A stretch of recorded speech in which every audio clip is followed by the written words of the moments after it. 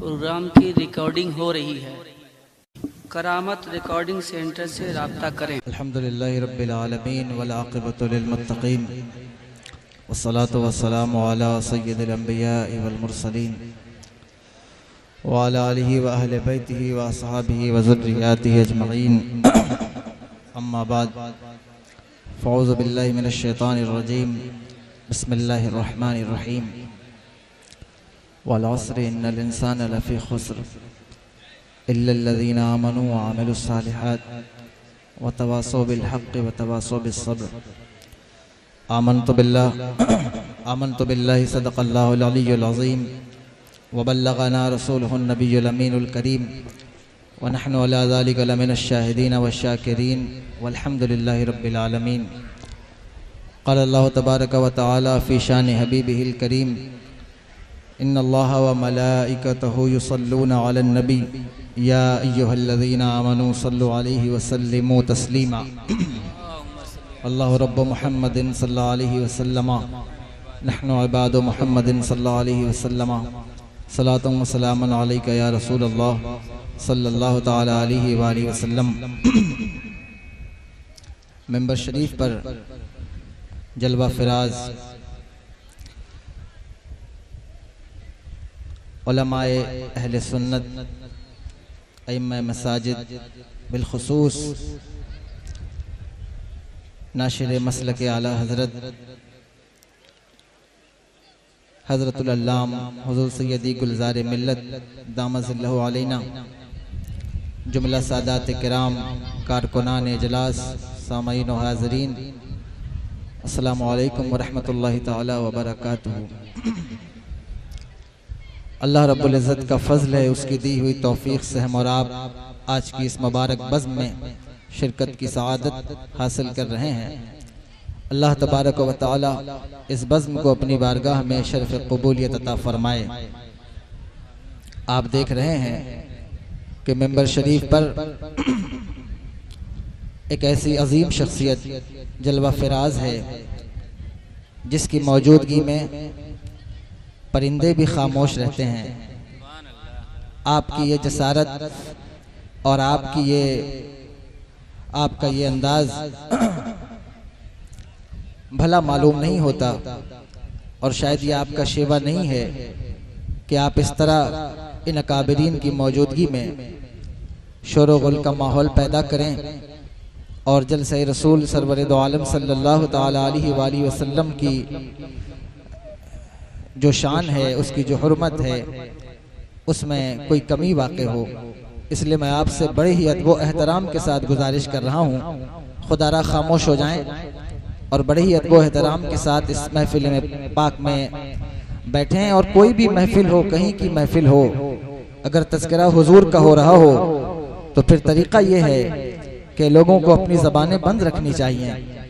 एक ज़माने से आप जलसा सुनते आ रहे हैं और आपके यहाँ शायद ही कोई ऐसा दिन गुजरता होगा जिसमें आप जलसा न सुनते हों, किसी खतीब की खिताबत न सुनते हों। उसके बावजूद भी अगर आपने इतना नहीं सीखा है तो आपकी अक्ल परतुफ है।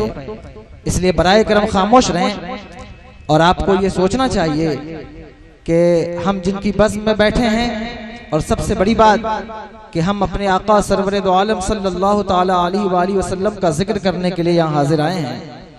और याद रखें, नबी की बारगाह ऐसी मुक़द्दस बारगाह है कि अगर कोई बेअदबी का पहलू उजागर हो जाए तो अल्लाह आमाल को सिर्फ ज़ब्त नहीं करता बल्कि बर्बाद भी कर देता है।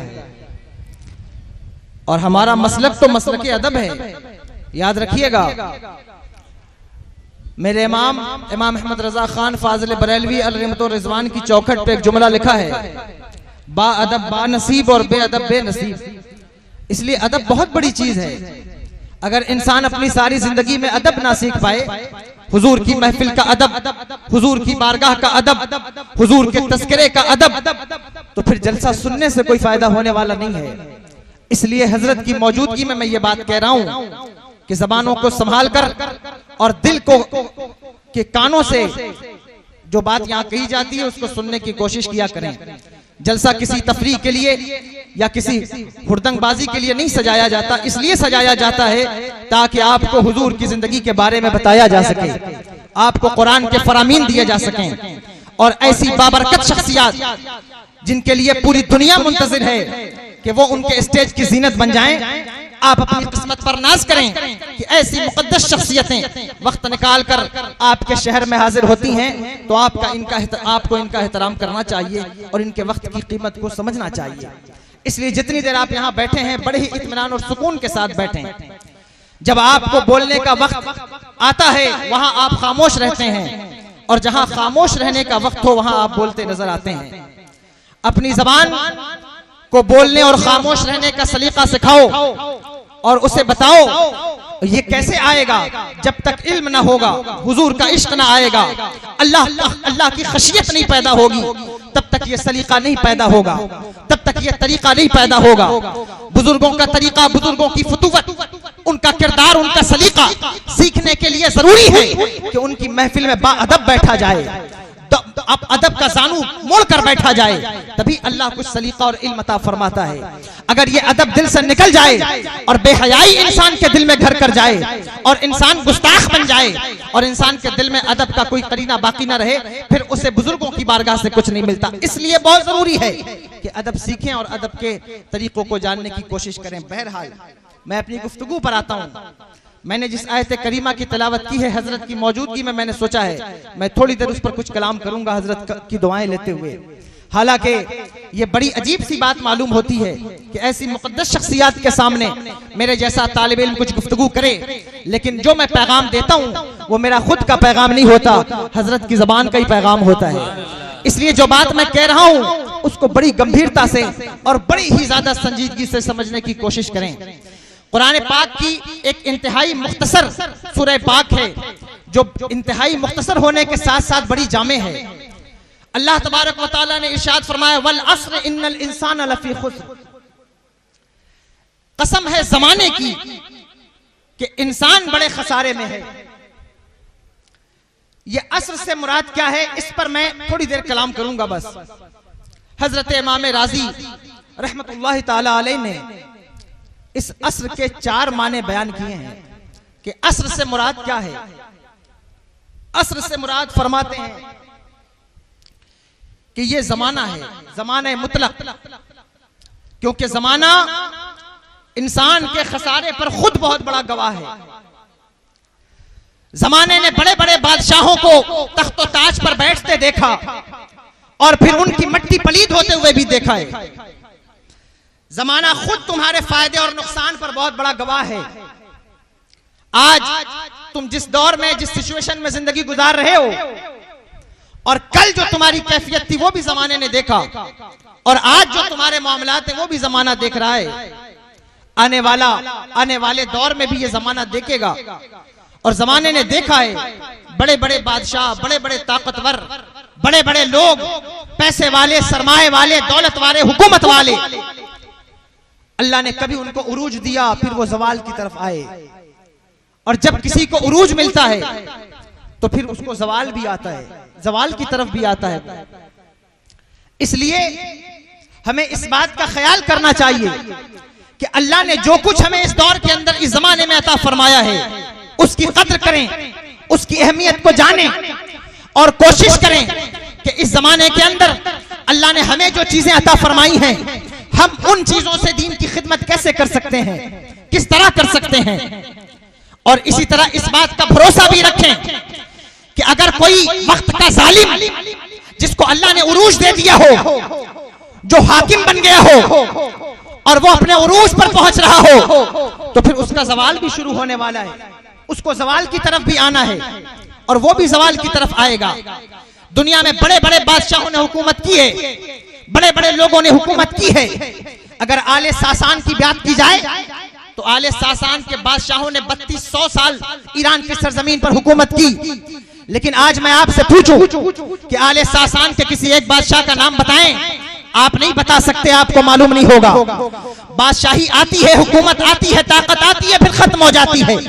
अल्लाह कभी बादशाहत इसलिए नहीं देता, अल्लाह कभी ताकत इसलिए नहीं देता, अल्लाह कभी पैसा इसलिए नहीं देता कि इस बादशाहत पर, इस ताकत पर, सरमाए पर अकड़ कर इंसान दीन की फिक्र करना भूल जाए, गरीबों का ख्याल करना भूल जाए और ये सोचे कि अल्लाह ने मुझे दौलत अता फरमा दी, अल्लाह ने मुझे ताकत अता फरमा दी, अल्लाह ने मुझे हुकूमत अता फरमा दी, शायद मैं ये हुकूमत कभी मुझसे नहीं छिनेगी, शायद ये दौलत कभी मुझसे नहीं छिनेगी, शायद ये ताकत मुझसे कभी नहीं छिनेगी। नहीं नहीं, अगर अल्लाह ने तुम्हें ताकत दी है, अगर अल्लाह ने तुम्हें दौलत दी है, अगर अल्लाह ने तुम्हें जवानी दी है, तो अपनी जवानी पर इतराने के बजाय इस जवानी को मजहब के काम की तरफ लाने की कोशिश करो। आज हर नौजवान की कैफियत यह है, अल्लाह ने जिसको जवान किया, खूबसूरती अता फरमाई, ताकत अता फरमाई, हर नौजवान ये सोचता है कि चलो अल्लाह ने मुझे ताकत अता फरमाई है, अल्लाह ने मुझे जवानी अता फरमाई है, इस जवानी से मैं क्या काम लूंगा। अरे जवानी दे दी अल्लाह ने, जवानी का काम तो ये है कि चलो जवानी के दिनों में अय्याशियां की जाएं, जवानी का काम तो ये है कि चलो मोबाइल पर नंगी तस्वीरें देखी जाएं, जवानी का काम तो ये है कि चलो ज़िना के मनाजिर देखे जाएं, जवानी का काम तो ये है कि अल्लाह ने जवानी दी है तो चलो हम किसी की गाली बर्दाश्त नहीं करेंगे। कौन हमारे सामने, हमारे मुंह पर हमारे बाप को गाली देगा, कौन हमारी जायदाद को गस्ब करेगा। अल्लाह ने मुझे जवानी दी है, ताकत दी है, तो फिर नौजवान आगे आता है, कभी बाप के नाम पर लड़ता है, कभी जो है वो अपनी जायदाद के नाम पर लड़ता है, कभी जो है वो तहरीक के नाम पर लड़ता है, कभी जो है वो अपनी जाती रंजिश की बुनियाद पर लड़ता है। क्यों? क्योंकि अल्लाह ने ताकत दी है, पैसा दिया है, हुकूमत दी है। अब ये समझता है कि ये जो चीजें हमें अता की गई हैं, बस अल्लाह ने मुझे अता कर दी, अब ये चीज मेरी है, हमेशा बाकी रहेगी। नहीं नहीं, अगर अल्लाह ने तुम्हें ताकत दी है, अगर अल्लाह ने तुम्हें जवानी दी है, अगर अल्लाह ने तुम्हें हुस्न और जमाल दिया है, तो याद रखो ये चीजें बाकी रहने वाली नहीं है। अल्लाह ने तुम्हें जवानी इसलिए दी है ताकि अगर तुम जवान हो तो मज़हब इस्लाम के काम आ सको, दीन की खिदमत कर सको, मज़हब इस्लाम का परचम बुलंद कर सको। अल्लाह ने तुम्हें जवानी इसलिए दी है ताकि ताकत तुम्हें मिल जाए और कौम के यतीमों का सहारा बन सको, कौम की बेवाओं का सहारा बन सको, मदरसे के गिरते हुए पिलर और मस्जिद के गिरती हुई बुनियाद का सहारा बन सको। अल्लाह ने तुम्हें ताकत इसलिए अता फरमाई है, इसलिए नहीं अता फरमाई कि जलसे में बैठकर नारा लगाया और नारा लगाकर पान खाया और अपने घर की तरफ लौटे, बस मेरी जवानी का काम खत्म हो गया। नहीं नहीं, अगर आज भी तुम्हें फिक्र नहीं होती, आज भी तुम्हें होश नहीं आता और तुम्हें लगता है कि तुम्हारी जिंदगी इसी वे में गुजरनी चाहिए, तो कोई बात नहीं, हमारा काम सिर्फ तुम तक पहुंचाना है। वमा अलैना इल्लल बलाग, हमारा काम तो सिर्फ पहुंचा देना है, तुम मानो या ना मानो। लेकिन याद रखना, अल्लाह तुमसे सवाल जरूर करेगा, अल्लाह तुमसे जरूर पूछेगा, अल्लाह तुमसे जरूर सवाल करेगा। हजरत उमर इब्ने खत्ताब रज़ी अल्लाह तआला अन्हु फरमाते हैं, मैदान महशर में किसी बंदे का कदम उस वक्त तक अल्लाह के सामने से नहीं हटेगा, बूढ़ा हो या जवान, कोई भी हो, अल्लाह उससे सवाल करेगा। क्या सवाल करेगा? पहला सवाल, अल्लाह कहेगा, ऐ मेरे बंदे, मैंने तुझे वक्त दिया था, मैंने तुझे उम्र दी थी, मैंने तुझे जमाना दिया था, तूने अपने जमाने में क्या किया, तूने अपने वक्त में क्या किया, तूने अपनी उम्र का इस्तेमाल कहाँ किया, अपने वक्त को कहाँ लगाया, क्या करता रहा? क्या चाय खानों पर बैठकर पान खाया और पान खाकर एक दूसरे की ग़ीबत करता रहा, या चाय खाने पर बैठकर सिर्फ जो है वो उलमा पर तनकीद करता रहा, या जो है वो चाय की दुकान पर बैठकर मदरसों के उलमा के बारे में गुफ्तगू करता रहा, या मसाजिद के इमाम के बारे में गुफ्तगू करता रहा, या तुमने अपने वक्त को सोशल मीडिया पर गुजारा है? अल्लाह तुमसे सवाल करेगा, तुमने अपने वक्त को कहाँ लगाया, कहाँ अपने वक्त को सर्व किया? अल्लाह तुमसे पूछेगा। आज के इस जलसे में हुजूर गुलज़ार मिल्लत की मौजूदगी में, ऐसी बामुक़द्दस शख्सियत की हाजिरी में मैं ये बात कहता हूँ कि तुम अपनी जिंदगी का मुहासबा करो और सोचो कि अगर अल्लाह ने तुमसे पूछ दिया कि तुमने अपना वक्त कहाँ गुजारा, फिर तुम क्या जवाब दोगे कि हमने अपने वक्त को कहाँ गुजारा, हमने अपने वक्त को कहाँ लगाया? अल्लाह तुमसे सवाल करेगा। अगर तुमने ये वक्त हुजूर गुलज़ार मिल्लत की बारगाह में खर्च किया है तो अल्लाह की इज्जत की कसम, तुम्हारा ये वक्त गुजरा हुआ अल्लाह की बारगाह में सरमाया आखिरत बन जाएगा, ज़ादे आखिरत बन जाएगा। अगर तुमने अपना ये वक्त उलमा की बारगाह में लगाया है, मैं मसाजिद की बारगाह में लगाया है, अगर तुमने अपने वक्त को मस्जिदों में बिताया है और फजूल कामों से महफूज रखा है, तो जरूर तुम्हारे लिए ये वक्त बहुत कीमती सरमाया बनकर सामने आएगा। लेकिन अगर तुमने इस वक्त को बर्बाद किया, ये वक्त बहुत कीमती वक्त है मेरे नौजवानों, ये वक्त बहुत अहमियतों का हामिल है मेरे नौजवानों। याद रखो, अरबी का एक मकूला है, अल वक्त सैफुन कातिउन, वक्त दो धारी तलवार हुआ करता है। जो इंसान वक्त को सही तौर पर नहीं गुजारता, वक्त उसे काट दिया करता है। इसलिए अपने वक्त को सही तौर पर गुजारो, वक्त को बर्बाद न करो, वक्त को यूं ही रायगा न कर दो। तुम्हारी कंडीशन ये है कि आज तुम्हें अपने वक्त की फिक्र नहीं, फजर की आजान हुई हमें फिक्र नहीं, जोहर की आजान हुई हमें फिक्र नहीं। सिर्फ मजलिस में बैठकर मसलक आला हजरत का नारा लगाने से कोई मसलक आला हजरत का मुबल्लिग नहीं बन जाता। मसलक आला हजरत का मुबल्लिग देखना चाहते हो तो अल्लाह की इज्जत की कसम हुजूर सैयदी गुलज़ारे मिल्लत को देख लो। अल्लाह की इज्जत की कसम, जो मसलक आला हजरत का मुबल्लिग होगा उसको अपने वक्त का बड़ा ख्याल होगा। जो मसलक आला हजरत का मुबल्लिग होगा उसको अपने दौर की अपनी जिम्मेदारियों का बड़ा ख्याल होगा।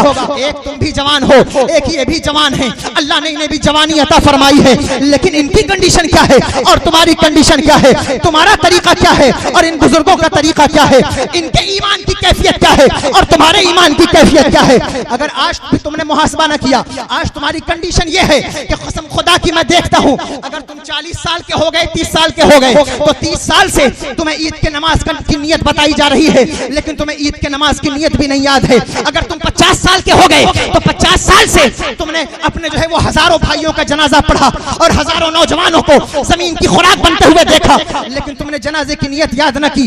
आज कंडीशन ये है कि अगर ईद के दिन मस्जिद का इमाम तुम्हें ईद की नियत न बताए तो न जाने कितने लोगों की नमाज खराब हो जाए। अरे कब दीन सीखोगे, हासिल करोगे? ये कहकर छुटकारा नहीं होगा कि हम तो जाहिल थे, हमने नहीं इल्म हासिल किया। अल्लाह आलिमों को एक गुनाह देता है किसी गलती पर और जाहिलों को 2 गुनाह देता है। उसकी वजह यह है कि पहला गुनाह यह है कि उसने इल्म नहीं हासिल किया और दूसरा गुनाह यह है कि फिर वो गुनाह कर रहा है। इसलिए मेरे भाइयों, अपने वक्त की अहमियत को पहचानो और वक्त की के इन मुकद्दस लम्हात को समझने की कोशिश करो। दुनिया ये जमाना गुजर रहा है, तुमसे पहले भी लोग आए गुजर गए, और भी लोग आएंगे गुजर जाएंगे, तुम भी गुजर जाओगे। यहाँ कोई बाकी रहने वाला नहीं है। लेकिन याद रखना, अगर तुमने अपने वक्त का सही इस्तेमाल किया, तुमने अपने वक्त को सही तौर पर इस्तेमाल किया, तो याद रखना ये वक्त तुम्हारे लिए सरमाए आखिरत बन जाएगा। देखो सहाबा किराम ने अपने वक्त को किस तरह इस्तेमाल किया है, अल्लाह के वलियों ने अपने वक्त को किस तरह इस्तेमाल किया है, अल्लाह के बरगुज़ीदा बंदों ने अपने वक्त को किस तरह इस्तेमाल किया है, उन्होंने अपनी उम्र को किस तरह गुजारा। आज नौजवान ये समझता है कि हमारी उम्र तो 30 साल है, 25 साल है, चलो अभी बहुत जवानी के दिन पड़े हैं, आगे बढ़ेंगे, वक्त आएगा तौबा कर लेंगे। मेरे भाई, पैदा होने में ये तरतीब है कि बाप ज्यादा पहले आता है, फिर बाप आता है, फिर बेटा आता है। मरने में ये तरतीब नहीं है कि पहले जो है वो दादा जाएगा, फिर बाप जाएगा, फिर बेटा जाएगा। नहीं नहीं, कोई जरूरी नहीं है कि पहले दादा जाए फिर बाप जाए। न जाने कितने ऐसे बाप हैं जिन्होंने अपने बच्चों का जनाजा उठाया होगा, न जाने कितने ऐसे दादा हैं जिन्होंने अपने पोतों का जनाजा उठाया होगा, न जाने कितने नौजवान आज जो है वो जमीन की खुराक बन रहे हैं, लेकिन तुम्हें अंदाजा नहीं होता। आज तुम सर्वे करो और देखो, कसरत से हिंदुस्तान की सरजमीन पर मरने वालों की जो उम्र है वो 30 से 40 साल है, 40 से 45 साल है। तुमने कभी गौर किया कि कसरत से नौजवान क्यों मर रहे हैं? सबसे ज्यादा मरने वाले, अगर तुम्हें यकीन न हो तो कब्रिस्तान चले जाओ। कब्रिस्तान, कब्र के किनारे एक पत्थर लगा होता है जिस पर मरने वाले का नाम लिखा होता है, उम्र लिखी होती है। तुम देखो, तुम्हें पता चलेगा मरने वालों की उम्र पिछले 20 साल में 50 साल के अंदर रही है, 40 साल के अंदर रही है।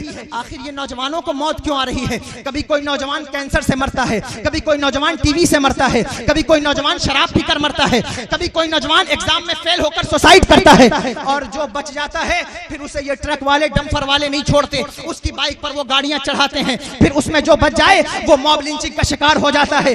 कसरत से नौजवान मर रहे हैं। तुमने कभी गौर किया कि नौजवान कसरत से क्यों मर रहे हैं? शायद तुम्हें मालूम न हो, लेकिन मैं तुम्हें बताता हूं, जो शख्स बेनमाजी होता है, जो कौम बेनमाजी होती है, अल्लाह उसकी उम्र को घटा देता है, अल्लाह उसकी उम्र को कम कर देता है, अल्लाह उसकी उम्र को घटा देता है।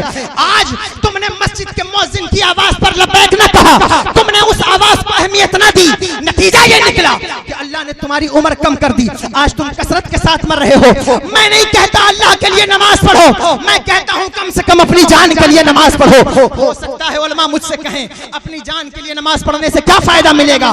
मैं इनको जवाब दूंगा कि कोई भी अमल पहले रिया बनता है, फिर आदत बनता है, फिर इबादत बनता है। चलो नमाज पढ़ना तो शुरू कर दो। पैगाम क्या है आला हजरत का? पैगाम क्या है मुफ्ती आजम का, पैगाम क्या है गुलजार मिल्लत का, पैगाम क्या था ताजु शरिया का, उस पैगाम पर कभी गौर नहीं किया। पैगाम तो यही है। आज जब दूसरा कोई आए नमाज की बात करे, लोग कहते हैं साहब बड़ी अच्छी बात है, नमाज की बात करते हैं। ये तो मसलक आला हजरत वाले सिर्फ बैठकर आला हजरत की बात करते हैं। मैं कहता हूं अरे बदनसीबो, अगर तुमने आला हजरत को समझ लिया होता तो तुम कब नमाज से दूर रहते। अगर तुमने आला हजरत की कुर्बत इख्तियार की होती तो तुम कब नमाज से दूर रहते। सुनो, हर आदमी जो मसलक आला हजरत का नारा लगाता है वो मसलक आला हजरत का नहीं हो सकता। क्यों? क्योंकि मसलक आला हजरत का होना इतना आसान नहीं है। वो शख्स जो नमाज से दूर है, जो मस्जिद से दूर है, जो हुजूर के इश्क से दूर है, जो कुरान की तालीम से दूर है, वो कैसे आला हजरत का गुलाम हो सकता है, ताजु शरिया का गुलाम हो सकता है, सैयदी गुलजार मिल्लत का गुलाम हो सकता है। अगर चाहते हो कि मसलक आला हजरत के बन जाओ, अगर चाहते हो कि हुजूर आला हजरत के गुलाम बन जाओ, तो नमाज पढ़ा करो, अपने वक्त का सही इस्तेमाल। सुभान अल्लाह, सुभान अल्लाह।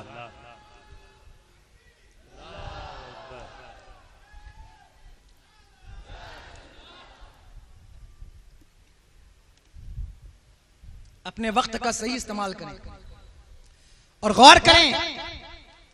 ये सारी नहूसतें, नमाज ना पढ़ना, कुरान की तिलावत ना करना,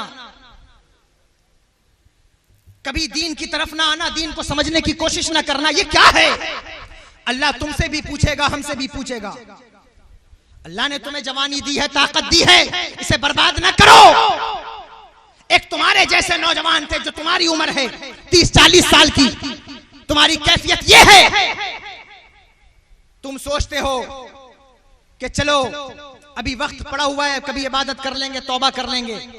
लेकिन मेरे भाइयों, तुमने कभी अंदाजा लगाया और सोचा तुम किस तरह जलील हो रहे हो और किस तरह तुम्हारे साथ मामलात हो रहे हैं? आज कंडीशन ये है कि जिस जगह तुम चले जाओ, तुम्हारी दाढ़ी, तुम्हारी टोपी, तुम्हारा लिबास, तुम्हारे चेहरे नफरतों के शिकार हो गए। वजह क्या बनी? क्या वजह बनी? आज तुम एयरपोर्ट पर चले जाओ, रेलवे स्टेशन पर चले जाओ, जो है वो बस स्टैंड पर चले जाओ, और मैं सिर्फ हिंदुस्तान की बात नहीं करता, हिंदुस्तान से बाहर निकलो, जहां मर्जी वहां चले जाओ, तुम नफरतों का शिकार हो। लोग तुमसे नफरत करते हैं। आखिर इसकी वजह क्या है? क्यों लोग तुमसे नफरत करने लगे? क्यों लोग तुम्हें चुन चुन कर मारने लगे? वो बेवकूफ लोग हैं जो इसका इल्जाम सेंट्रल गवर्नमेंट और स्टेट गवर्नमेंट को देते हैं। मैं नहीं देता। मैं कहता हूं हमारे ऊपर किसी ने जुल्म नहीं किया, हमारे ऊपर किसी ने जुल्म नहीं किया। अरे तुमने जुल्म देखा ही कहां?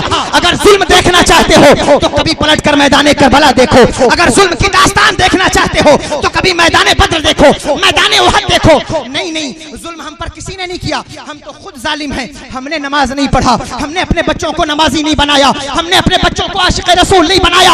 हमसे बड़ा जालिम कौन है? हमसे बड़ा जुल्म करने वाला कौन है?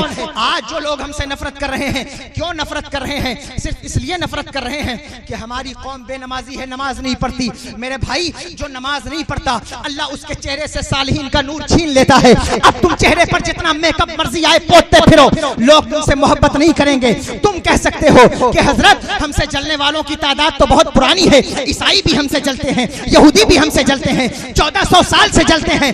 मैं कहूंगा हाँ, जरूर दुनिया की कौमें हमसे जलती हैं, लेकिन अल्लाह की इज्जत की कसम, जब वही कौम सैयदी गुलजार मिल्लत का चेहरा देखती है तो इनके करीब हो जाती है। तुम्हारा चेहरा देखती है तो तुमसे दूर हो जाती है।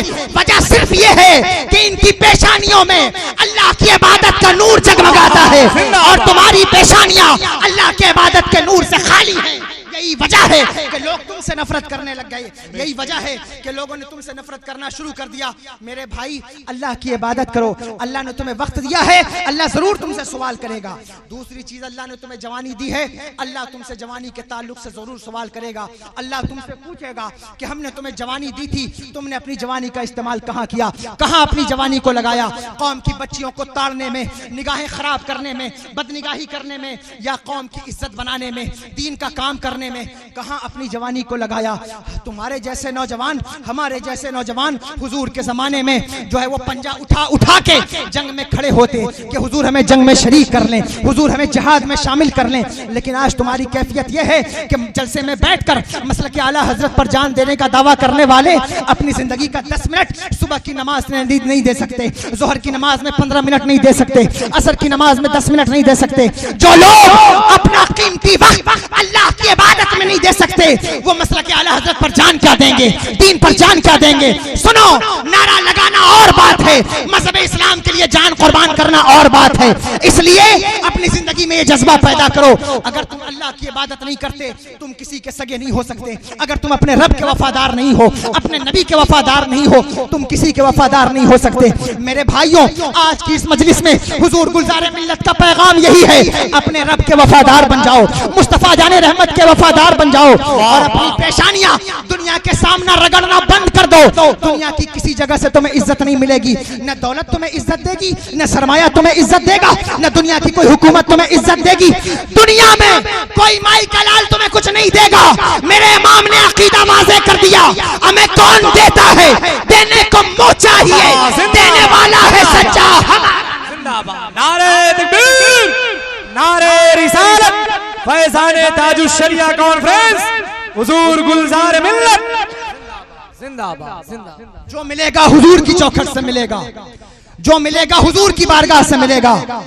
तारीख गवाह है। अगर तुमको ये लगता है कि शायद पैसा कमाकर हम कामयाब हो जाएंगे, अगर तुम्हें ये लगता है कि शायद अच्छा लिबास पहनकर हम कामयाब हो जाएंगे, तो तुम गलत हो, तुम्हारी रविश गलत है। बदलो अपना मिजाज। आज तुम्हारी कंडीशन ये है, लोग तुम्हें चुन चुन कर मारते हैं और हालत तो ये हो गई कि अब साहब पूरे इंडिया में किसी को प्रूफ नहीं देना है, लेकिन सिर्फ मुसलमानों को प्रूफ देना है कि वो इंडियंस हैं। आज NRC के नाम पर, चाहे वो ट्रिपल तलाक के नाम पर, आज मुसलमानों के साथ जो मामलात हिंदुस्तान की सरजमीन पर हुए, आज के इस जलसे में, पहले वो जलसे होते थे जब हम कहते थे इन जलसों का हालत हाजरा से कोई ताल्लुक नहीं होगा, सियासत हाजरा से कोई ताल्लुक नहीं होगा। लेकिन आज के वो जलसे हमारे लिए ये जरूरी है कि हम अपने जलसों को इस प्लेटफॉर्म पर लाएं कि हमारे जलसों का ताल्लुक सियासत हाजरा से होगा। क्यों नहीं होगा, कैसे नहीं होगा? क्या मुसलमानों का खून इतना सस्ता है? किस बुनियाद पर? कश्मीर से लेकर कन्याकुमारी तक कभी पलट कर देखो, तुम्हें पता चलेगा। हिंदुस्तान से बाहर निकलो, अफगानिस्तान से लेकर बलोचिस्तान तक, वहां से लेकर लीबिया, सीरिया, अफगानिस्तान तक, अफगानिस्तान से लेकर बगदाद की गलियों तक मुसलमानों का खून बह रहा है। चाहे वो बर्मा की सरजमीन हो, म्यांमार की सरजमीन हो, बांग्लादेश की सरजमीन हो, मुसलमानों का खून बहाया जा रहा है। तुमको समझ में नहीं आता ये क्या बात है, कैसी बात है, क्यों ये हो रहा है, किस वजह से हो रहा है? अरे फकत एक वजह है, हुजूर का दामन छोड़कर कभी दुनिया में कोई कामयाब नहीं हुआ। हुजूर का तरीका छोड़कर कभी दुनिया में कोई कामयाब नहीं हुआ। अल्लाह की इज्जत की कसम, ईमान पैदा करो। मैं नहीं कहता, वक्त का दानिशवर कहता है, हो अगर आज भी बराहीम सा ईमान पैदा, आग कर सकती है अंदाजे गुलिस्तां पैदा। जिंदाबाद। ईमान पैदा कर लो, अल्लाह तुम्हें कामयाब कर देगा। अपनी जवानी को बरूबे कार लाओ, अपनी जवानी का सही उसका जो है मुहासबा करो और सोचो कि हमें अपनी जवानी को कहाँ लगाना है, कहाँ इसे सर्फ करना है। सिर्फ चाय खानों पर बैठकर नहीं, सिर्फ हुल्लड़बाजी में नहीं, गीबतों में नहीं, बल्कि इस जवानी को अल्लाह ने जवानी इसलिए दी है ताकि ये मजहब के काम आ सके। इसलिए नहीं दी कि इश्क मजाजी में ये बर्बाद हो जाए। हुजूर के गुलामों का तरीका ये नहीं है। आज तुम्हारे जैसे नौजवान हुजूर के जमाने में जो जिनकी उम्र ये थी, उनकी कैफियत ये थी कि वो हुजूर का परचम लेकर अरब से निकले। अल्लाह की कसम, वो अफ्रीका पहुंचे, कभी वो शाम पहुंचे, कभी वो मिस्र पहुंचे, रेगिस्तानों में सफर किया। हमारी उम्र थी उनकी, जो हमारा उम्र हमारी है। इस उम्र में उन्होंने मजहब इस्लाम के परचम को पूरी दुनिया में फैलाया, लहराया। अफ्रीका के रेगिस्तान से लेकर, वक्त का बहुत बड़ा दानिशवर कहता है कि दी अजाने कभी यूरोप के कलीसाओं में, कभी अफ्रीका के तपते हुए सहराओं में। दश्त तो दश्त है, दरिया भी न छोड़े हमने, बहरे जुल्मात में दौड़ा दिए घोड़े हमने। तुम वही कौम हो, उठो, बेदार हो, जागो, इल्म हासिल करो, अल्लाह की इबादत करो, अपना सर अल्लाह की बारगाह में रखने के आदी बन जाओ। अल्लाह तुम्हारे माथे पर इज्जतों की दस्तार फरमा देगा, शोहरतों की दस्तार अता फरमा। सुभान अल्लाह, सुभान अल्लाह, सुभान अल्लाह, सुभान अल्लाह। ये चंद बातें थी जो मैंने यहाँ कह दी, और इसलिए इतनी तेजी में मैंने ये बात कही है कि मुझे ऐसा खदशा था कि शायद मैं स्लो बोलूं तो आप मेरी बात न सुने। इसलिए इन बातों पर गौर करेंगे। और एक खास बात मैं कहता हूं, इस बात पर खास तवज्जो रखें। बैठ जाओ भैया, बैठ जाओ, आप बैठ जाएं, बैठ जाइए। अपनी जवानी, अपनी इबादत को सही आइए हज़रात अदब और एहतराम के साथ में हुजूर गुलजार मिल्लत की मौजूदगी में नारों से इस्तकबाल कर लें। नारे तकबीर, नारे रिसालत, ताजुश शरिया कॉन्फ्रेंस, मसलके आला हजरत माशाअल्लाह। हुजूर सैयद अब्दुल वसी साहब क़िबला मिंबर रसूल पे तशरीफ लाए। मैं मुंतज़िम इजलास की तरफ से, अराकीन इजलास की तरफ से हजरत का बहुत बहुत इस्तकबाल करता हूँ।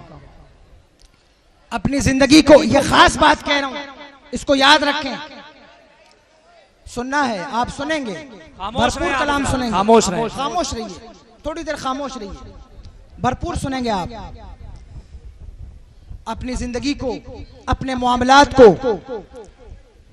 इस तर्ज पर लाने की कोशिश करें और मसलक आला हजरत के साए में सफर करें। बेशुमार ऐसे लोग हैं जो तुम्हारी जवानियों से खेल रहे हैं, तुम्हारी अकीदत से खेल रहे हैं, तुम्हारी मोहब्बत से खेल रहे हैं और तुम्हें खबर तक नहीं है। उसकी वजह सिर्फ यह है कि आज तुम्हारे पास ईमान का जो ग्राफ होना चाहिए वो ग्राफ मौजूद नहीं है। यही वजह है कि पाखंड और पाखंडी लोग तुम्हारे दरमियान आते हैं, तुम्हारी अकीदतों से खेलते हैं, तुम्हारे सरमाए से खेलते हैं, तुम्हारे पैसों से खेलते हैं और तुम्हें पता भी नहीं होता, तुम जानते भी नहीं। मैं बनारस 9 साल मेरी जिंदगी बनारस की सरजमीन पर गुजरी है। मैंने बनारस को और बनारसियों को बहुत करीब से देखा है, मैं जानता हूं।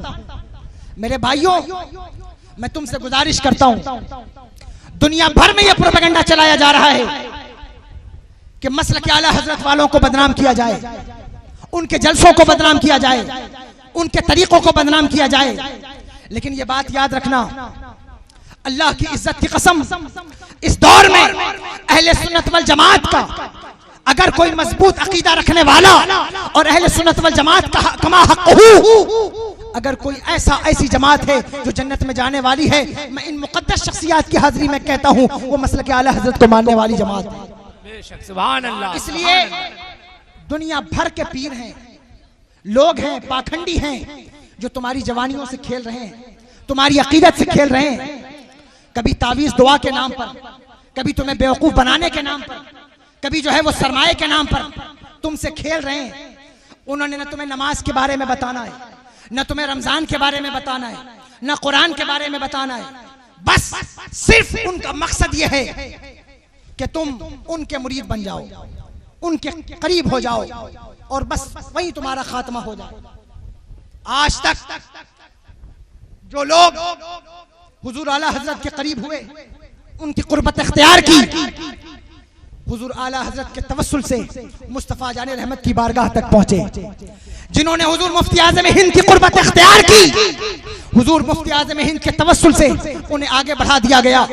हुजूर ताजुश शरिया की कुर्बत इख्तियार करने वाले आगे बढ़ गए, अल्लाह ने रास्ते अता फरमा दिए।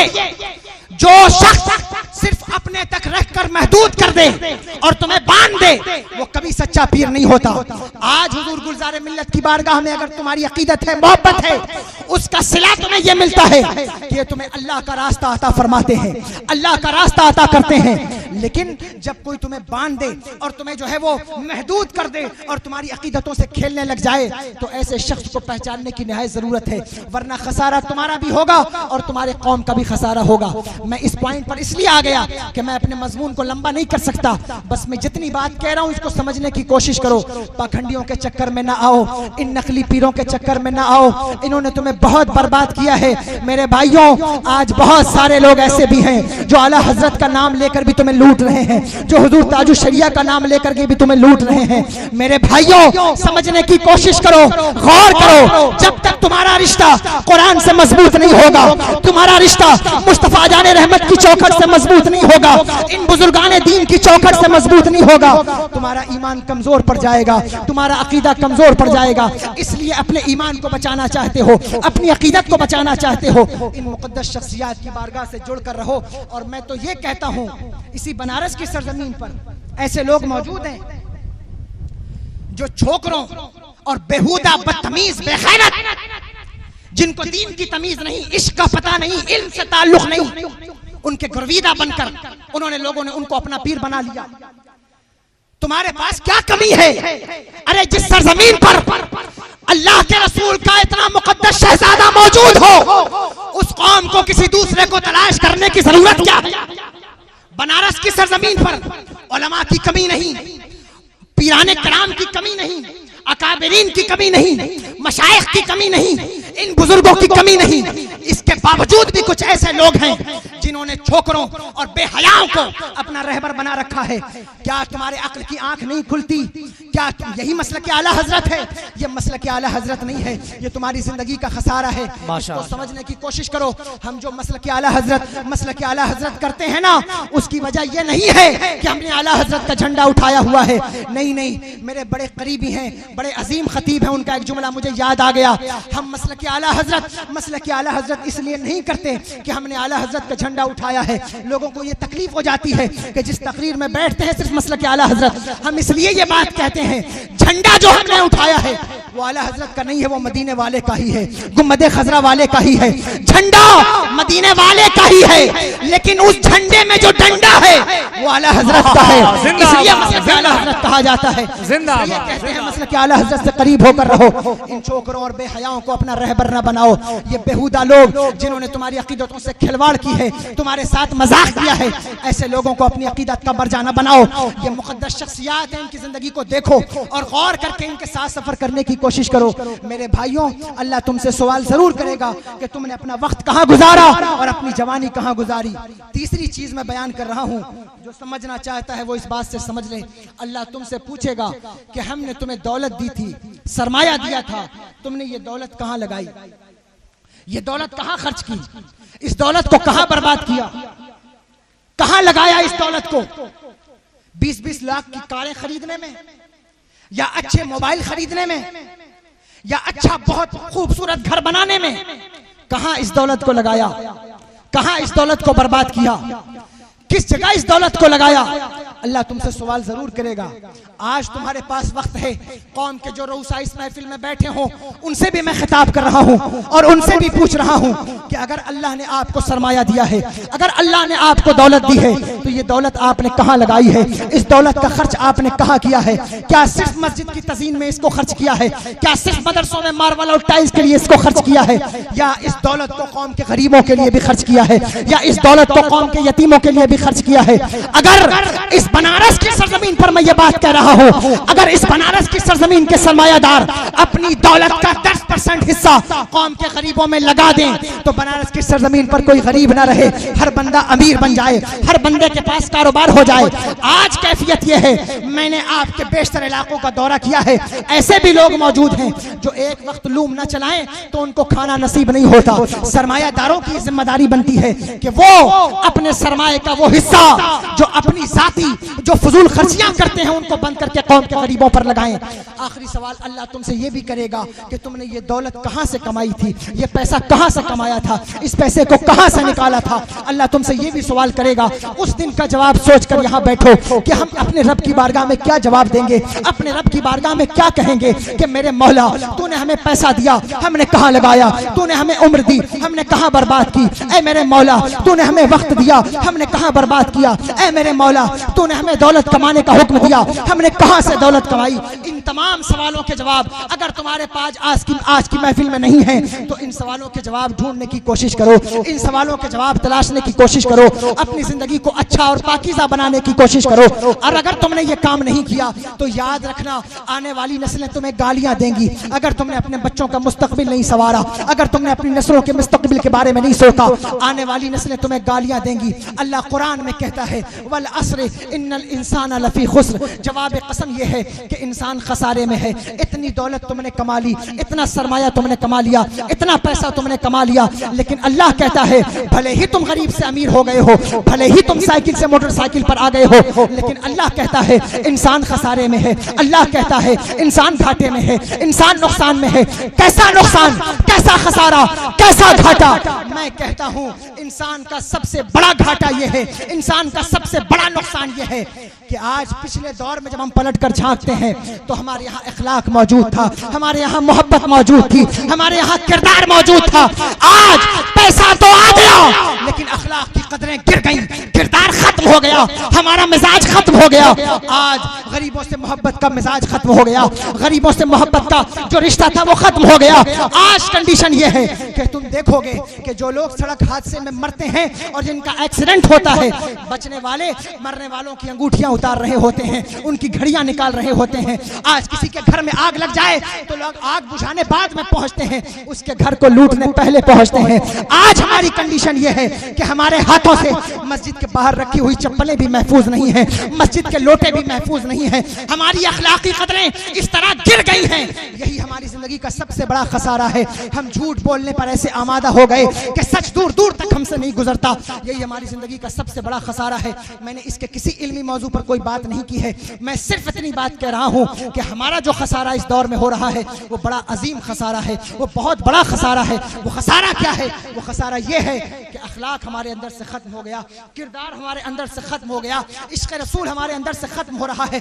एक एक सांस से अपनी जिंदगी को तोड़ रहे हैं, ये भी हमारी जिंदगी का खसारा है। इस खसारे पर गौर करो और देखो कि कितना बड़ा खसारा हमें हो रहा है। एक वो दौर था जिस दौर में आला हजरत मौजूद थे, फिर वो दौर आया जिसमें मुफ्ती आजम मौजूद थे, फिर एक वो दौर आया जिसमें हुजूर ताजुश शरिया मौजूद थे, अब एक ये दौर है जिसमें हुजूर सैयदी गुलजारे मिल्लत मौजूद हैं। ये दौर भी गुजर जाएगा।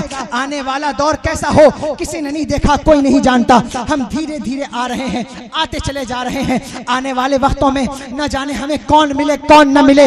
इसलिए जब मैं ऐसी मुकद्दस शख्सियात को देखता हूँ तो मैं कहने पर मजबूर हो जाता हूँ, ऐ लोगों, अगर अल्लाह ने तुम्हें ये सरमाए अता किए हैं, अगर अल्लाह ने तुम्हें ये सितारे अता किए हैं, अगर अल्लाह ने तुम्हें ये मुकद्दस हस्तियां अता की हैं, इनकी कद्र करो, इनके दामन करम से वाबस्ता रहो, इनसे जुड़ कर रहो। पता नहीं आने वाला जमाना कैसा है, पता नहीं आने वाले दौर में लोग कैसे मिले, कौन तुम्हें तबलीग करने वाले लोग कैसे मिले।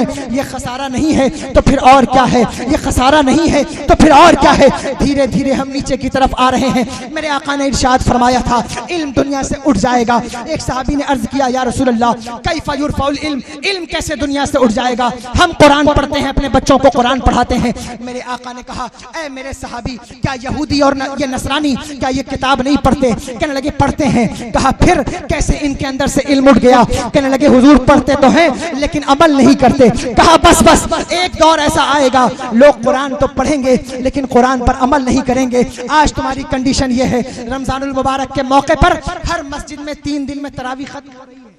बोलो हो रही है या नहीं हो रही है? 3-3 दिन में तरावियां खत्म हो रही हैं, एक एक दिन में खत्म हो रही है। पढ़ने वाले पान खाकर भी पीछे तरावी पढ़ रहे हैं, शबीना सुन रहे हैं। कुरान तो खूब सुनते हो लेकिन कुरान के फरामीन पर अमल नहीं करते। जलसे तो खूब सुनते हो लेकिन आला हजरत के फरामीन पर अमल नहीं करते। मेरे भाइयों, हमारा काम बता देना है। वैसे भी बनारस की सरजमीन पर मैं कोई रुक कर ठहर कर कोई बहुत बड़ी मजमून पर गुफ्तगू नहीं करता हूँ, क्योंकि मैं जानता हूँ लोगों को ज्यादा अच्छी खिताबत सुनने की आदत नहीं है। इसलिए मैं वही बात आपसे करता हूँ जो आपके लिए जरूरी है। मेरे भाइयों, इन चीजों को समझने की कोशिश करो। कुरान खूब सुनते हो, कभी कुरान पर अमल करने की भी कोशिश करो। कुरान कहता है, इन्नस समा वल बसर वल फुआद कुल्लु उलाइका कान अन्हु मसूला। कुरान कहता है अल्लाह तुमसे तुम्हारी नजर के बारे में भी सवाल करेगा, अल्लाह तुमसे तुम्हारी समात के बारे में भी सवाल करेगा, तुम्हारे दिल से भी सवाल होगा। अल्लाह की बारगाह में क्या जवाब दोगे? अल्लाह की बारगाह में क्या मुंह दिखाओगे? मेरे आका ने इरशाद फरमाया, हजरत अब्दुल्लाह इब्ने मसूद रावी हैं, हुजूर ने इरशाद फरमाया, ऐ अब्दुल्लाह इब्ने मसूद, कुछ लोग ऐसे होंगे जो क़यामत में उठेंगे तो उनका चेहरा खिंजीर और गधों की तरह हो जाएगा। हजरत अब्दुल्लाह इब्ने मसूद ने अर्ज किया, या रसूल अल्लाह, क्या वो लोग ईमान पर उनका खात्मा नहीं होगा? हुजूर ने फरमाया, नहीं, ईमान पर खात्मा होगा। कहा हुजूर फिर ये कंडीशन कैसे होगी?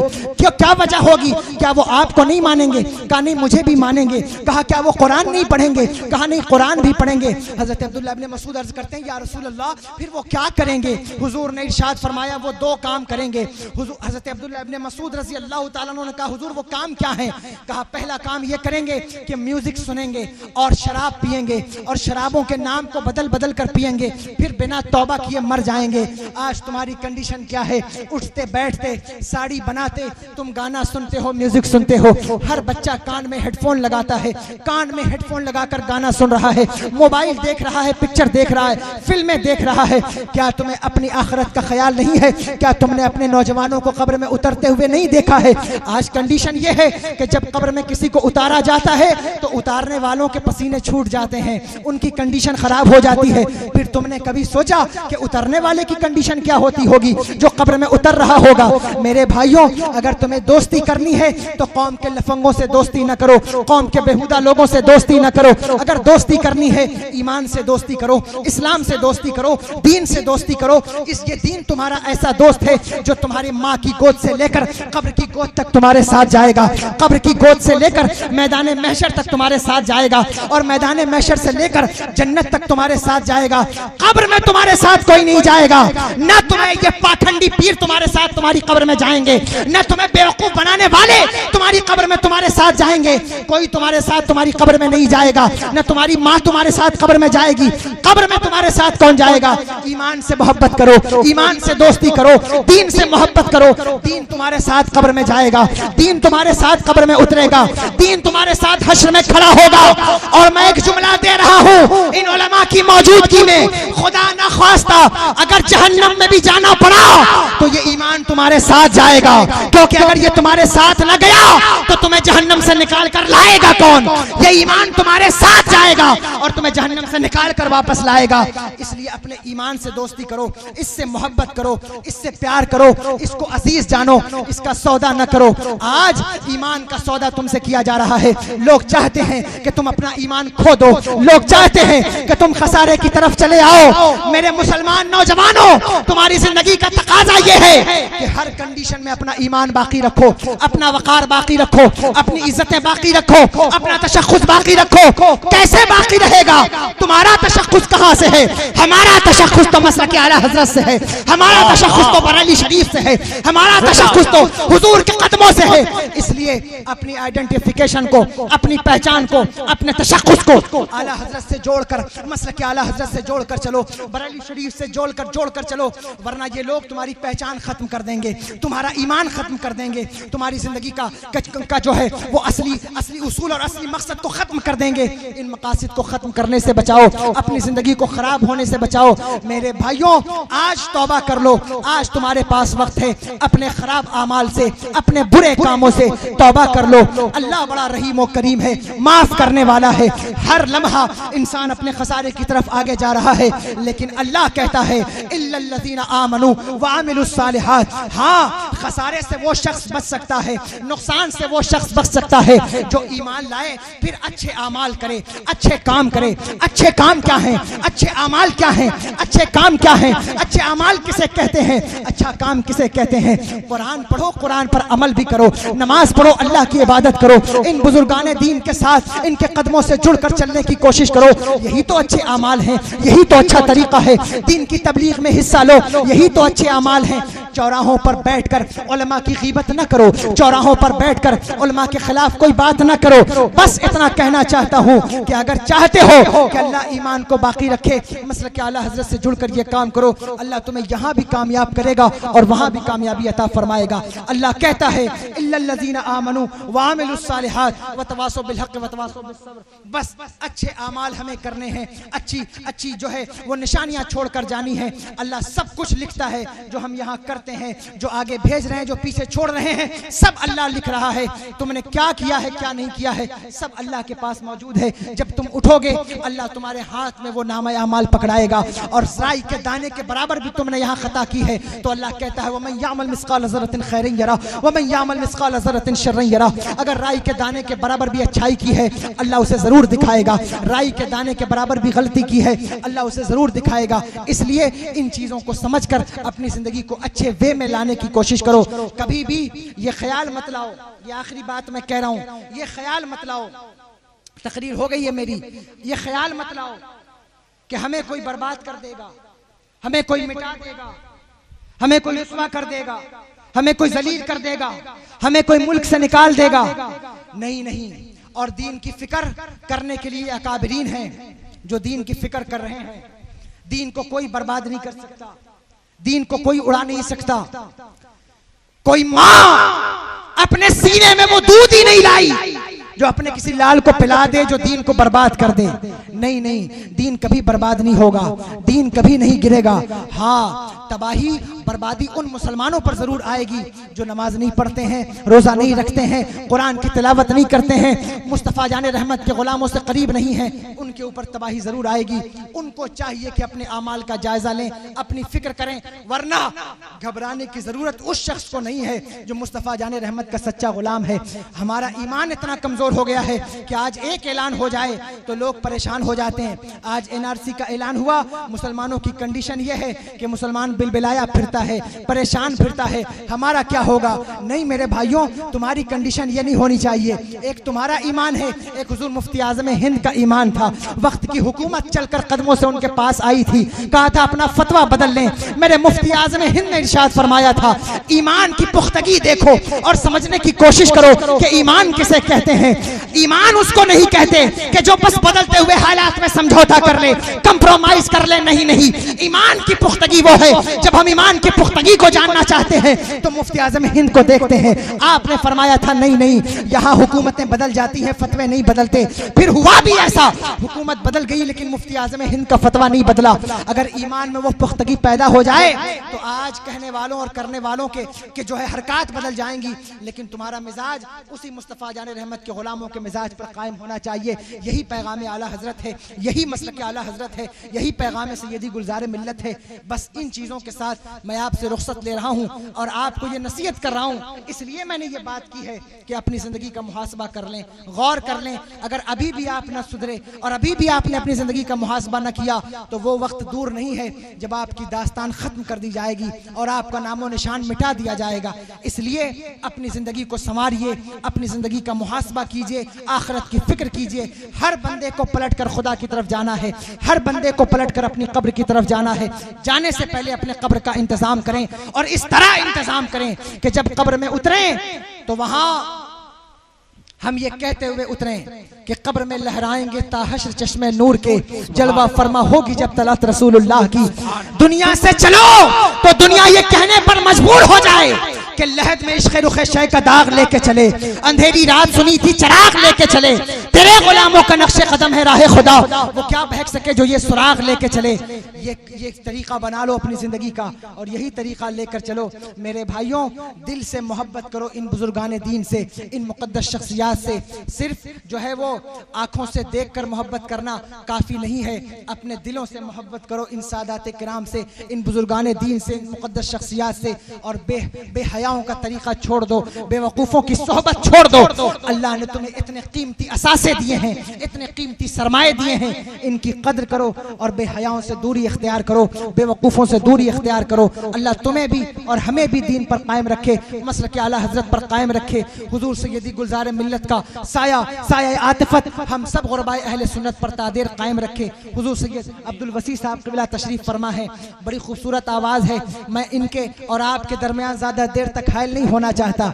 मैं आपकी तड़प को जान रहा हूँ, समझ रहा हूँ, लेकिन मैंने जो बात कही है मेरे भाइयों वो बहुत अहम और बहुत कीमती है। इसलिए इन चीज़ों पर ख्याल करें, गौर करें और अपनी ज़िंदगी को इस में लाने की कोशिश करें। अल्लाह से दुआ है बोलने में कोई गलती हुई हो अल्लाह तबारक व तआला माफ़ फरमाए। अस्तग़फिरुल्लाह रब्बी मिन कुल्लि ज़ंबिन व अतूबु इलैहि। अशहदु अल्ला इलाहा इल्लल्लाह व अशहदु अन्ना मुहम्मदन अब्दुहु व रसूलुहु व मा अलैना इल्लल बलाग। अस्सलामु अलैकुम व रहमतुल्लाहि व बरकातुहू।